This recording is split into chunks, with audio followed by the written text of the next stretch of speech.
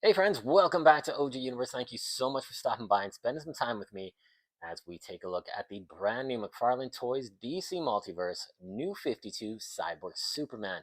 Now, Cyborg Superman is definitely one of my top three favorite Superman villains, but it's not this version of Cyborg Superman. We'll talk about that more in detail, but first let's take a look at the packaging and what we get with this figure. We do have some really stellar artwork of Cyborg Superman from New 52 by Aaron Curter. Really sharp, really powerful, depicting his furiosity with all those cybernetic attachments, his blast effects. Really well done piece of artwork. On the side here, we do have Cyborg Superman, New 52. Inside, we do have a flight stand, so that's greatly appreciated. It's always nice that characters have the capability of flights, have a flight stand to go with it. And we got the trading card artwork from the back of the package. And that's it. We don't get any extra hands, any blast effects, attachments, an extra head. Nothing. We just get this sculpted figure that is unbelievably well done. But we'll talk about some other things in a moment because we had to do some emergency toy surgery on this guy. But first, let's talk about this version of the New 52 Cyborg Superman, Zor-El. Yes, this is a survivor from the destruction of Krypton that Brainiac, well, captured sort of, and cybernetically enhanced him become his herald, so to speak. Very reminiscent of Silver Surfer's Galactus when he became the Herald of Galactus and searched the universe for planets for Galactus to devour. The same concept follows here, where Valzad had the kind of herald capabilities and with the different universes and planets, and well, gave it to Brainiac for a simulation. So very interesting in regards to that. But he is related to the Superman family in the sense that he's the uncle of Kal-El, and he is actually the father of Kara-Zor-El, Supergirl. So we got some family dynamic and tension going on there. Very interesting to see that kind of aspect of the drama of the superhero family, all this kind of family dynamics and dysfunction. It's pretty interesting, but Hank Henshaw, for sure, hands down, is my favorite version. He has such an established history with Superman and his mythos, his enemies. His encounters with Green Lantern have been epic. I mean, epic. Definitely hunt those comics down, guys. You will not be disappointed. It's by Jeff Johns and Ivan Reyes. Absolutely spectacular run. And then the Sinestro Corps War. There's this one point where he grabs 10 Sinestro Corps rings and just goes to town on the heroes. It's pretty damn awesome and spectacular. Would love to see some different versions of the Cyber Superman Hank Henshaw in his Sinestro Corps War outfit. And of course, the classic version, which we all want. But hands down, guys, we'll get that within its bit of time. Bit of patience is required. McFarlane likes to play around with us a little bit and give us different variants before we get the OG version of that character. So I think we'll definitely see more versions of Cyborg Superman to come, especially in 2025. So as I said, I had to do some emergency toy surgery on this guy, a little bit of customization. That's the vernacular I lose for any kind of customization I do. It's called toy surgery. I have fun with it. So what we had to do when we got this figure is do some painting. We had to do some painting because there's a huge discrepancy in colors between this beautiful metallic hand and that arm with that really striking silver. Now the chest, the neck, the face, we had to repaint all of that in a bright metallic silver. So we use this beautiful paint marker from, what is this? Artist Loft. I picked this up at Michael's, which is kind of like a Hobby Lobby in America. The craft store cost me like $2, and it turned out phenomenal. So on the back here, I didn't touch this up, but you'll see it's a very flat, lackluster gray, which was used in all of the joints as well, which was really annoying. This joint here, it was a dark gray, which didn't match the silver that's on the handle. It's painted really nice. And the silver on the spacers as well was lackluster gray. So I had to repaint that metallic silver. The chest, that's all metallic silver. The head turned out really nice, just added that extra bright pop to bring out all the definition in this spectacular sculpt. It is unbelievable. I would say hands down, one of the best sculpts McFarlane has ever done in the DC multiverse. So it really brought out all that attention to detail, and he looks imposing, powerful, just spectacular. Very happy to have that figure. Just a little tweak makes this figure so much better. Another thing I had to do was the S logo. The S logo, I don't know what was going on. I've seen 3 different versions of this figure at a GameStop here in Canada. One literally had holes. It seemed like holes burned into the S logo. I don't know if that was a effect, a defect, but it looked so strange. And then it just looked like the paint didn't stick on properly. It was patchy in certain areas. Mine was as well. So I took just a red marker, a red paint marker, and just touched it up. Made it a lot brighter and a lot more bolder, and a bit of a shine to it. I really like the way it turned out. So some simple toy surgery to make this figure look much better in my opinion. And this is a killer figure.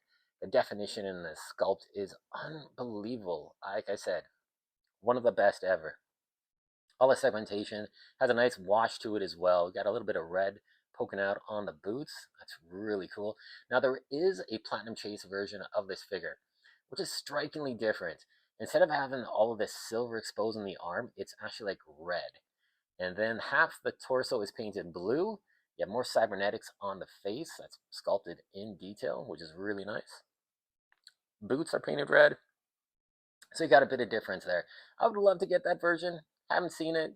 Went to a bunch of GameStops trying to find it. No luck. But I'm very happy with this one. And you know what? If you bought another one of these guys, it is a simple repaint. You could do it no problem. I don't think I'd have much problem with it either. And I'm not the best painter by any means. But yeah, if you really want to play around with this figure, buy a couple of them, have some fun, and just add some extra detail. Like, you could definitely use some silver panels here. Maybe you want to do those boots in red. But I really like the way this looks, and that extra little bit of paint really helped bring out the sculpted details on that chest. It's really spectacular. Now the cape. The cape, it's heavy in certain respects. On the sides here, it's got a lot more material, and it does bring the figure down a bit. It's not going to topple over by any means, but it is a really nicely sculpted cape with all of its tears and tatters. Would have been awesome if this was a cloth wired cape, but hopefully in future releases we'll get that treatment. But yeah, it's just a really nicely done cape, very striking. And when I was taking this figure out of the package, man, the package, it was heavy. And I think this cape really added a lot of weight. And the figure is substantial as well. Definitely has a good weight to it. Really striking figure. So let's take a look at some of the articulation this guy has. He can move up. Very good. Very nice range of motion there. Look down. He's got crazy cybernetic side articulation for all of that kind of beat down poses you want to do. That spacer joint is in great effect there to give him that extra little bit of motion. Does have the bicep cut. Nicely integrated. Nothing like that Green Arrow digital figure, which was cut awful, just a straight sculpt. This one is sculpted into the shoulder, looks perfect. Now this is a little odd. So he does have a double joint here for the arm, but if you'll notice there, it's kind of like just a segmentation here, then one up here. Very reminiscent if I'm building a Gundam model and putting the pieces together and the double hinges and the arms and adding plates. Very interesting, very cybernetic-y. The other arm, though, just has a single joint, doesn't have a double joint. You do have a joint here at the wrist, so you can get some extra motion and kind of some expression in that deadly cybernetic hand. And of course, you can turn it off 360 as well. You do have the cut at the shoulder or at the ball joint here. Very nicely done. Spacer joint, all sorts of articulation. I love these little sharp parts here. They look so damn cool. Almost like a bat scalpel's going on here. Very nicely done. Now for the chest, he does have that really good range of motion. He can go back quite a bit, forward.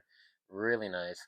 Does have a ball joint at the waist, ball joints at the hips, double jointed ratcheted knees, toe articulation, all the side pivot, ankle rocker, everything you want, all there with a beautiful sculpt. Man, those are cool. Very nicely detailed. Definitely, guys, one of the best. I think this is a standout, stellar figure. But let's do some comparisons because I want to see how this guy's going to look against some other heroes and villains in the DC universe.